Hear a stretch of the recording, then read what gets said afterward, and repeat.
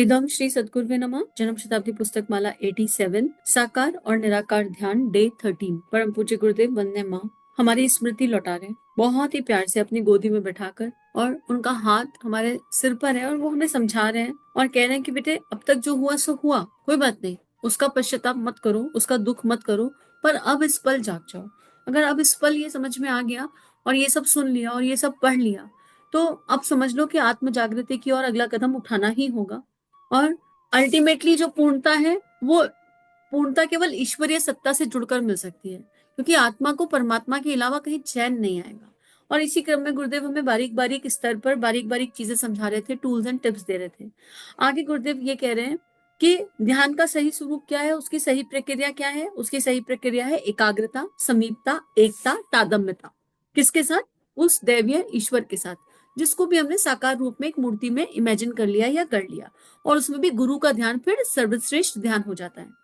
असंतुलन को संतुलन में बदलने के लिए ध्यान एकाग्रता के कुशल अभ्यास से बढ़कर और कोई अधिक उपयोगी उपाय हो ही नहीं सकता। कई बार मन क्रोध, शोक, कामुकता, प्रतिशोध, विक्षोभ जैसे उद्वेगों में बेतरह से फंस जाता है।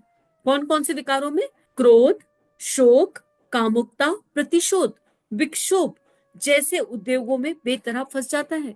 उस स्थिति में अपना या पराया कुछ भी अनर्थ हो सकता है। उद्विग्नताओं में घिरा हुआ मन कुछ समय में सनकी या विक्षिप्त स्तर का भी बन जाता है। देखो, इसका प्रमाण ऐसे मिलता है कि जिन चीजों को हम जान से ज्यादा संभाल कर रखते हैं, जब हमें ऐसी एनर्जीज आती हैं, क्रोध की या हाइपर टेंशन की या रेस्टलेस वाली, तो हम अपनी ही फेवरेट चीज को तोड़ देते हैं। हमने बहुत बहुत कॉमनली देखा होगा कि गुस्से में मोबाइल फेंक दिया, गुस्से में घर का सामान तोड़ दिया, गुस्से में चीजों को इधर उधर कर दिया, गुस्से में खाने की प्लेट फेंक दी, राइट। और इन चीजों से अपना फेवरेट फूड भी उठा के इंसान फेंक देता है। जिस मेहनत से पैसा रुपया कमाकर आप मोबाइल लाए हैं, घर का फर्नीचर लाए हैं, किचन का सामान लाए हैं, उस समय ये भी याद नहीं रहता कि हम इन चीजों से प्रेम करते हैं, इनको कैसे तोड़ सकते हैं, ये हमारे, इनके बिना हमारा गुजारा नहीं होगा, और हम उस समय उसको तोड़ देते हैं और बाद में कितना पछताते हैं।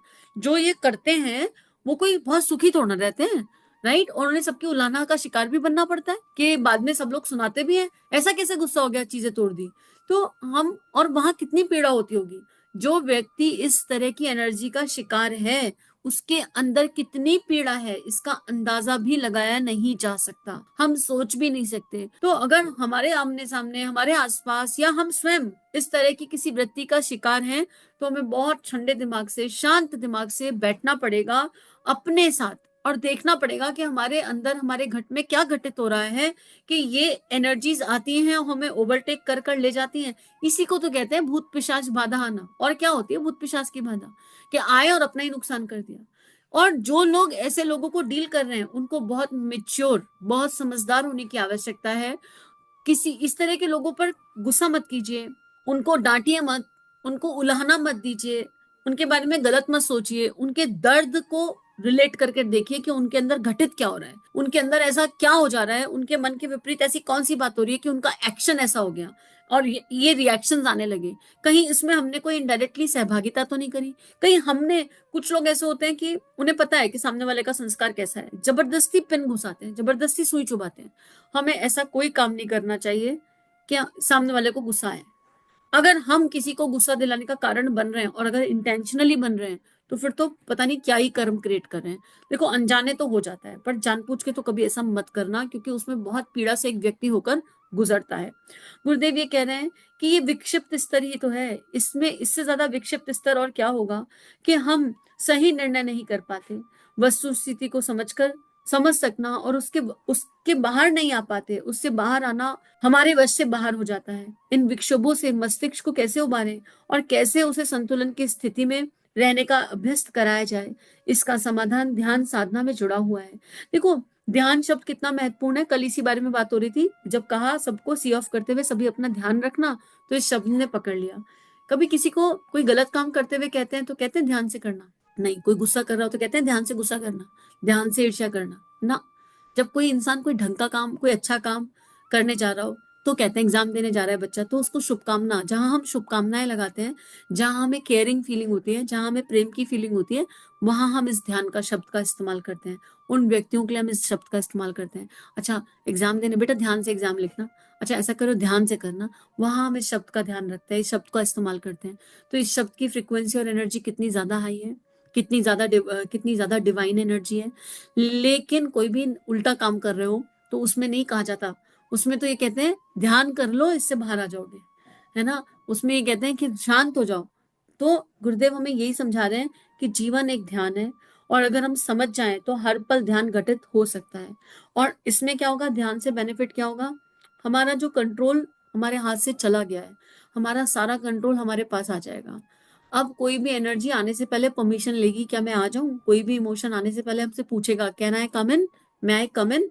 आत्मा के पास कंट्रोल चला गया और आत्मा डिसाइड करेगी, यानी वो परम तत्व, जो परम अवस्था है, वो डिसाइड करेगी कि ये आने लायक है कि नहीं है, कौन आने लायक है, कौन आने लायक नहीं है। मन को अमुक चिंतन प्रवाह से हटाकर अमुक दिशा में नियोजित करने की प्रक्रिया ही ध्यान कहलाती है। इस प्रारंभ भटकाव के स्वेच्छा अनुसार से मन को हटाकर एक नियत निर्धारित दिशा में लगाने के अभ्यास से यह आरंभ होता है।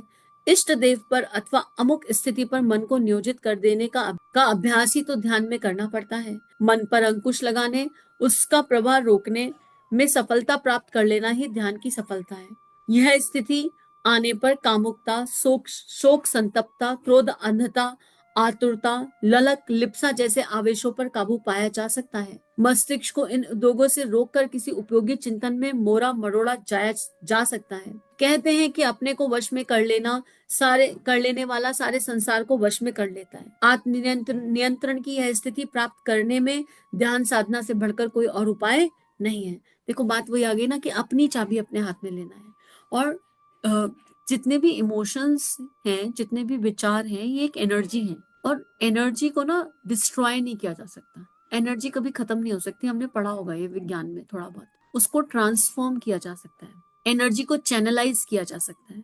और ध्यान क्या है, हमारी अनियंत्रित हुई ऊर्जा को नियंत्रित करना, हमारी हमारे डिसबैलेंस को बैलेंस में कन्वर्ट करना, हमारी एनर्जी जो नीचे के चक्रों में बह रही है और जो कामुकता में, प्रजनन में, पेट में, कषाय कल्मशों में बह रही है, इस एनर्जी को ध्यान के माध्यम से ट्रांसफॉर्म करके ऊपर के चक्रों की ओर ले जाना, यानी करुणा, संवेदना, ज्ञान, भावनाएं, दैवीय ऊर्जा, सद्गुण, उनकी तरफ ले जाना, ये ध्यान है।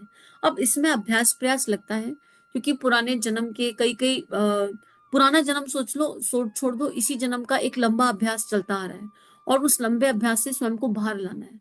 एक लंबे समय तक हमने एक नेगेटिविटी का अभ्यास किया और वो हमारे अंदर कहीं रम गई है, और अपने को इंसान बदलना नहीं चाहता, उंगली दूसरों पर रहती है। अगर हमें ध्यान की कक्षा में प्रवेश करना है तो सबसे पहले हमें एक सूत्र को गांठ बांधना होगा और रटना होगा कि हम इस संसार में किसी को नहीं बदल सकते। हम क्या स्वयं को पूरी तरह बदल पा रहे हैं? जब हम स्वयं को ही नहीं बदल पा रहे हैं तो हम किसी दूसरे को बदलने की कोशिश क्यों कर रहे हैं?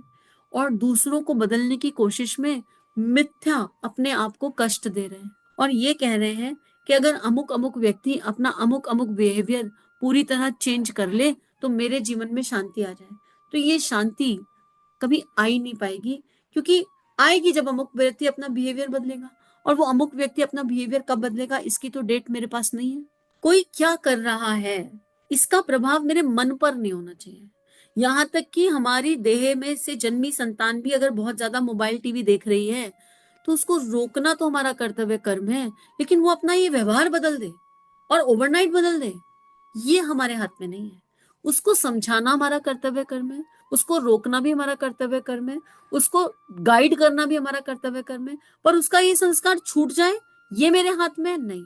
पर होता क्या है, जब हम अपने बच्चों को या अपने साथियों को, अपने पैरेलल किसी एनर्जी को इस मोबाइल टीवी के एडिक्शन में देखते हैं तो उसका प्रभाव हमारे अंतर मन पे पड़ जाता है, और पहले हमारा ध्यान विघटित हो जाता है। वो जो हमारे अंतर मन में प्रभाव हो रहा है और जो तरंगे उठ रही हैं वो हमें डिस्टर्ब कर रही हैं, और वो डिस्टरबेंस के साथ हम किसी को बदल ही नहीं सकते। जब तक भीतर का डिस्टरबेंस खत्म नहीं हो सकता होगा तब तक बाहर किसी में कोई चेंज नहीं किया जा सकता। परम पूज्य गुरुदेव की बातों का प्रभाव हम पर क्यों पड़ता है? वो हमारी हरकतों से डिस्टर्ब नहीं होते। हम उनके बच्चे हैं, हम रोज कुछ ना कुछ गलत करते हैं, रोज कुछ ना कुछ ऐसा करते हैं जो परम पूज्य गुरुदेव के वैल्यूज और प्रिंसिपल्स के अकॉर्डिंग नहीं है।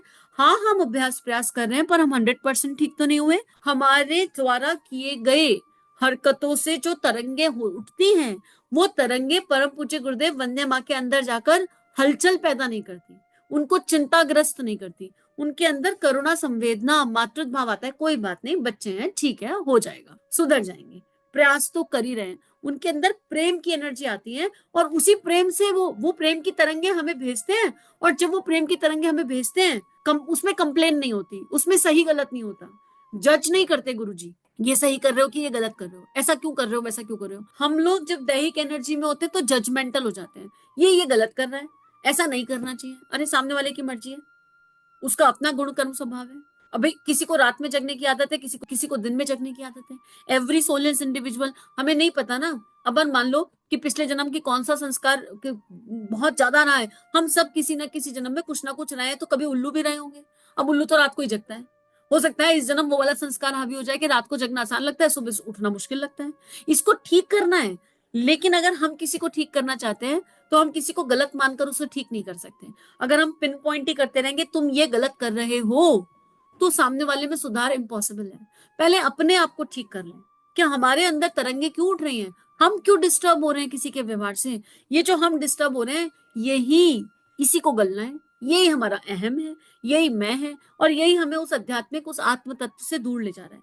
तो गुरुदेव यहाँ यही समझा रहे हैं कि ध्यान आत्म नियंत्रण है, दूसरों को नियंत्रण करने का नाम ध्यान नहीं है। अपने ऊपर कंट्रोल करने का नाम ध्यान है।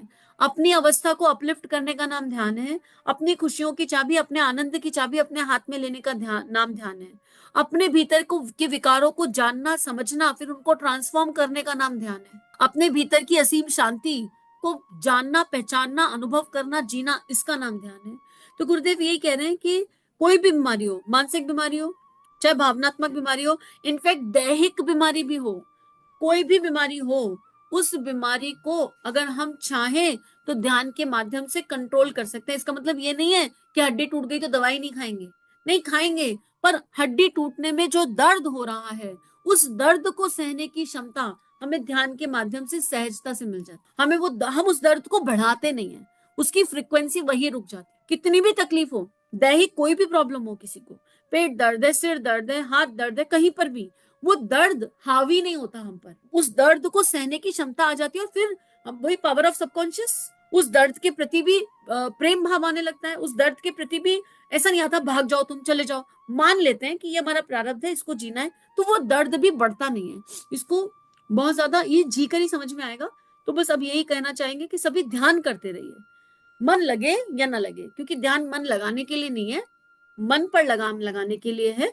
ध्यान मन लगाने के लिए नहीं है, मन को दिशा देने के लिए है, मन को ट्रांसफॉर्म करने के लिए है। तो अगर हम अपने अभिष्ट प्रयोजन पूरा करना चाहते हैं, अगर हम आत्मिक भौतिक सफलता चाहते हैं, हर क्षेत्र में टॉप पर पहुंचना चाहते हैं। टॉप की डेफिनेशन ये नहीं है कंपैरिजन वाला टॉप, नहीं कि इससे ऊपर मेरा टॉप। टॉप मतलब अपने आप से हर दिन बेहतर होना। अगर आज मैं अपना बेहतर वर्जन हूं तो आई एम एट टॉप। अगर मैं कल से आज बेहतर हूं तो I am already eight top, right. अब अगले दिन मुझे अपने से और बेहतर बनना है। यही है मेरी टॉप की परिभाषा, यही गुरुदेव की दी हुई परिभाषा है। हम टॉप का मतलब समझते हैं चार लोग हमारे इमेजिनेशन में आ जाएंगे, इनसे ऊपर पहुंचना नहीं। हमारा किसी से कंपटीशन नहीं है। क्या फायदा ऐसे कंपटीशन को करने का जो अंदर डिस्टर्बेंस क्रिएट करे। फिर अब इस प्रयोजनों की पूर्ति करने में तन्मयता, तत्परता नियोजित करने से ही किसी कार्य में ऊंचा स्तर प्राप्त होता है। सफलता का मार्ग भी यही है। बड़ी चढ़ी उपलब्धियां पाने का अवसर मिलता है। आत्मिक क्षेत्र में भी यही तन्मयता प्रसुप्त शक्तियों के जागरण से लेकर ईश्वर प्राप्ति तक का महत्वपूर्ण माध्यम बनती है। तो अब चाहे आध्यात्मिक क्षेत्र हो, चाहे भौतिक क्षेत्र हो, ध्यान तो करते रहना होगा। ध्यान का नियमित अभ्यास करेंगे और ध्यान का अभ्यास अपने आप हो जाएगा। प्राणायाम के साथ जप कीजिए और जप की एनर्जी अपने आप ध्यान की एनर्जी में कन्वर्ट होगी। धारणा करते रहिए। आज ये संकल्प ले लेते हैं हम लोग कि हम धारणा हमारी दैवीय होंगी, धारणा केवल ईश्वरीय होंगी, धारणा केवल ईश्वर पर होंगी, भगवान पर होंगी, गुरुदेव के वैल्यूज प्रिंसिपल्स पर होंगी, संतों के ऋषियों के चिंतन पर होंगी, और जितनी भी संसारिक धारणाएं उनको हम ट्रांसफॉर्म करेंगे। बस इसी के साथ सभी ध्यान रखिए और ध्यान करते रहिए। इदम श्री सद्गुरुवे नमः, इदम श्री सद्गुरुवे नमः, इदम श्री सद्गुरुवे नमः। सभी को प्रणाम। श्री प्रिया काउंसलिंग चैनल और देव परिवार चैनल पर जो वीडियोस आपको मिल रहे हैं, अगर ये आपके जीवन को बदल रहे हैं तो ये केवल गुरु कृपा है। आइए इस गुरु कृपा को विश्वव्यापी बनाएं। जो भी लिंक आप सुनते हैं, आपको जो भी लिंक अच्छे लगते हैं, उनको अपने व्हाट्सएप स्टेटस, फेसबुक स्टेटस, सारे सोशल नेटवर्किंग साइट्स पर लगाइए। इस टेक्नोलॉजी के माध्यम से आइए ऋषियों की, संतों की लेखनी को विश्वव्यापी बनाते हैं। जय हिंद, जय भारत। इदम श्री सद्गुरुवे नमः।